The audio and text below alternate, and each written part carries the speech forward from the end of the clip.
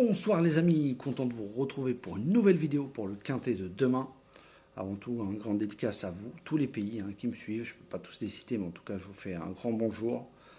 Tous mes abonnés, que ce soit sur la chaîne YouTube ou mes groupes, des plus anciens aux nouveaux, parce que j'ai énormément de messages. Merci beaucoup de votre soutien tous les jours. Et tous ceux qui me regardent sur YouTube, merci beaucoup. Et le maximum de pouces que vous faites tous les jours. Continuez comme ça me donne de la force. Je voulais revenir aussi sur le tirage au sort, il a eu lieu hier et je vous ai dit qu'il était dans la vidéo du PIC 5. Donc pour tous ceux qui ne l'ont pas encore vu, vous retournez sur la vidéo du PIC 5 d'hier et tout est inscrit et je vous dis aussi à la fin comment me contacter. On va revenir sur le quintet du jour, le mardi 4 juin à Saint-Cloud, c'était à Saint-Cloud, Réunion, en course 1. Le départ a lieu à 13h55, 1600 mètres. Il y avait 15 partants car le 13 a été déclaré non partant. Et c'était un handicap divisé classe 2. Donc dans ma sélection, je vous donne le 12, le 4, le 2. Le 13 était mon non partant, du coup le 6 intégré la 8e position. Mais bon, c'est un tiercé cacahuète pour les abonnés privés. Ça ne rembourse même pas la mise. Bon voilà, c'est des petits rapports. Voilà, fallait jouer les favoris pour le tiercé. Ah oui aussi, le 9. J'ai mis dans ma communauté une photo. Regardez, entre le premier à la corde et le deuxième, il y a 10-15 mètres d'avance. Le 9 est mal parti des stalles et il finit quand même 6e. Donc, c'était aucun rapport à ne pas le jouer parce que ceci, cela. Aucun rapport. Ça, c'est les gens qui connaissent rien du tout, mais c'est normal. Le 9, s'il serait très bien parti comme les autres, il aurait fini à coup sûr dans les 4. Et vous verrez ce que je dis lors de sa prochaine course. Je vous mettrai ce que l'entraîneur aura dit suite à sa dernière course. Et on verra qui aura raison. Mais en tout cas, voilà, mais il a fait quand même une très belle course, en ayant perdu 10-15 mètres. Voilà, il finit quand même 6e, limite photo avec le 12 pour la 5e place. Donc, il a fait une très belle ligne droite. Et pour les abonnés privés, mon coup de cœur était le 4. Bon, Outsider, le 3 n'est pas là. Mais il finit quand même 8-9e. Voilà, le 7 et le 16 étaient très bien partis. C'était leur terrain, mais ils ne sont pas là. Donc, et je ne les avais pas joués. Allez, on est parti pour demain, mercredi 5 juin. Ça sera à Laval, Réunion 1, course 1. Sur 2850 mètres, le départ aura lieu à 13h55, 16 partants. Et ça sera la 6e étape du GNT. En tête de ma sélection, je vous ai mis le 13, Ibiku de Well, avec Eric Raffin qui vient de faire un numéro lors de la précédente étape, devant Hino du Lupin, très facile. En une réduction kilométrique de 1,19. C'est incroyable. Là, même s'il rend la distance, il part très bien. Donc, il va vite combler son retard. Pour moi, c'est un candidat encore à la victoire. Ensuite, j'ai mis le 6, Edic Gemma, avec Benjamin Rochard.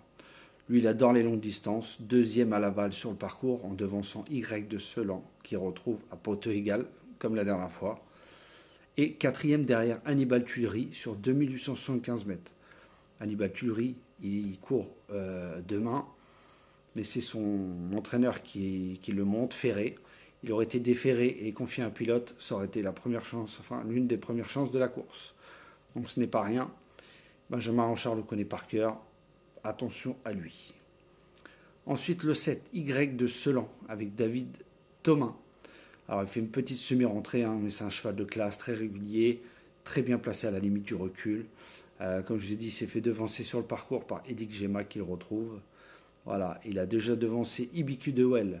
Ils sont à 3 victoires contre 2 pour Ibiku de Well. Pour moi, c'est un candidat au podium. Ensuite, j'ai mis le 14, Gitano, avec Théo Duval d'Estaing. 5e derrière moi, en rendant la distance sur plus court derrière Hino du Lupin et Fakir de Maé, qui ont tous les deux répété. Hino du Lupin 2e dans la dernière étape et Fakir de Maé qui a gagné son quintet. Donc les lignes ont répété, donc c'est des très bonnes lignes. 3e d'un très bon lot aussi derrière Gaspard de Briand et Fakir de Maé encore. Et devant Isoar Vedake, qui a fait une tournée internationale extraordinaire il n'y a pas très longtemps. Et qui a gagné aussi son quintet. Corde à gauche, parce que là il a fait 5-6 courses corde à droite. Là il revient corde à gauche où il a fait 3e, 3e, 1er, donc il n'y a pas de souci pour ça. Certes, il rend 25 mètres, il faudra un bon déroulement de course, mais normalement il devra intégrer le quintet. Ensuite, j'ai mis le 3, Great of Madrid, avec Mathieu Abrivard. Il vient d'être devancé par Edic Gemma et à Vincennes, troisième devant Hubel du Vivier, qui va retrouver à poteau égal. Voilà, lui, il peut faire des bêtises. Donc s'il reste au trot, 3, 4e, c'est très jouable avec un bon parcours. Voilà, il part en tête, il est confié à Mathieu Abrivard qui le connaît bien. Voilà, il devrait lutter pour les 3, 4e places. Ensuite, j'ai mis le 2, Hubel du Vivier, Sébastien Ernaud. Voilà, il a dessus les deux dernières fois. Il a déjà gagné sur le parcours en devançant Bordeaux-S, qui est un très beau cheval aussi, qui a répété. Et deuxième aussi entre Im du Gers et King Cole. Im du Gers qui est arrivé deuxième hier ou avant-hier, donc qui ont répété. Voilà, il part en tête, s'il retrouve sa forme, peut jouer les très belles places de ce quintet.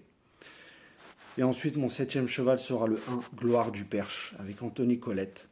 Alors dans les quintets, c'est 6 courses, 5 places, 83% de réussite. Elle est très performante dans cette configuration, deuxième, premier, deuxième, deuxième.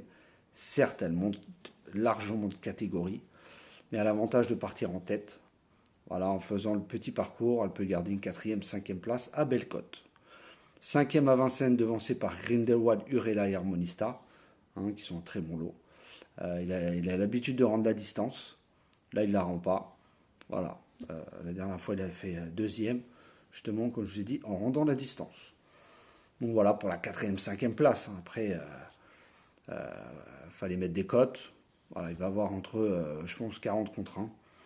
Voilà, c'est jouable, ça se tente. Donc voilà mes 7 chevaux pour demain. Le 13, le 6, le 7, le 14, le 3, le 2 et le 1. Demain, je vais vous donner mon... je ne vais pas vous donner favori. Je vais vous donner mon outsider qui sera, enfin l'un de mes deux outsiders, le 14 Gitano avec Théo Duval d'Estaing. Donc je vous répète ma sélection 13, 6, 7, 14, 3, 2 et 1. Et l'un de mes 12 outsiders, je vous donne le 14 pour demain. Donc voilà les amis, je vous répète ma sélection 13, 6, 7, 14, 3, 2 et 1.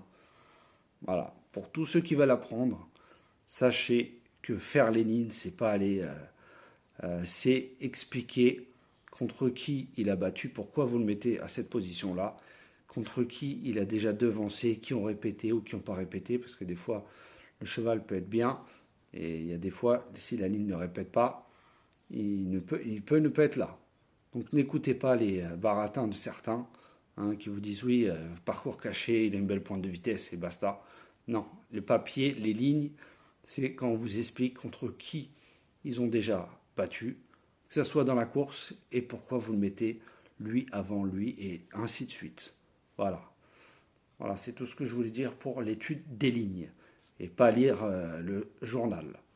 Donc voilà les amis, sur ce, je vous souhaite une très bonne fin de soirée. Prenez soin de vous et je vous dis à tout à l'heure pour la Pique 5. Et sinon, je vous dis à demain.